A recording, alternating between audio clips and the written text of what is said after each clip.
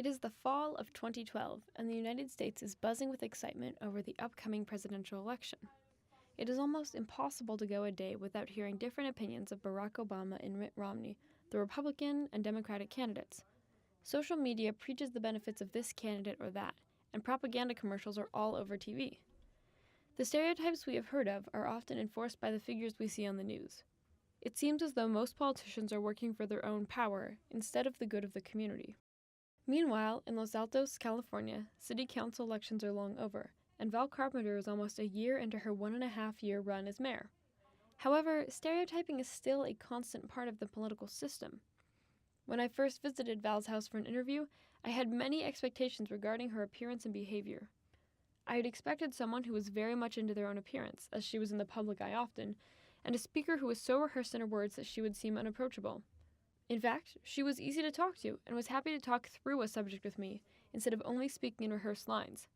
This was when it became clear that she was a different kind of politician. Val first came to Los Altos when she was in graduate school at Stanford. She stumbled onto the downtown area and just fell in love with it. Eventually, she was able to move there, and, as she had become interested in the idea of helping her community, joined a historical committee. From there, she decided to run for city council. Val says that she thought, "I have something to contribute. I think my managing and marketing background would be useful, and that would be enough. That's the next step, right?" In her first race, she was unsuccessful, coming in 5th out of 8. It seems to be the end of her journey in politics, until one of the winners of the race approached her and told her that she should run again. Val thanked him but declined, until he promised to help her in the race. In the next election, she won a seat on the city council. In her first race, Val ran as a registered Democrat. As a Democrat, Val received virtually no support from her party. After she was unsuccessful, a veteran city council member who helped her with her campaign convinced her to switch her registered party to Republican. She agreed that this was the right thing to do, because her first motivation is that she loves this community. Her story taught me a lot about the stereotyping of politicians in regards to their parties. Val explained how most people were not on the far edges of their party, but instead situated somewhere in the middle. As a politician, it is rare to see someone who only holds some of the beliefs of their party, but Val isn't afraid to show her ideas.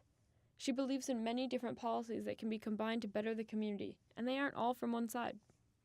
Val broke through the stereotypes of either party and took the best of both worlds with her through her campaign.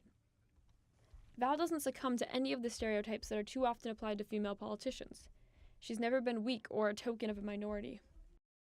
Before working on the city council, she was a VP in the marketing industry, another position that she earned through ability. Val never once allowed herself to be stopped because of her gender, and works in a way that would never let anyone say that she shouldn't have her position because she's a woman.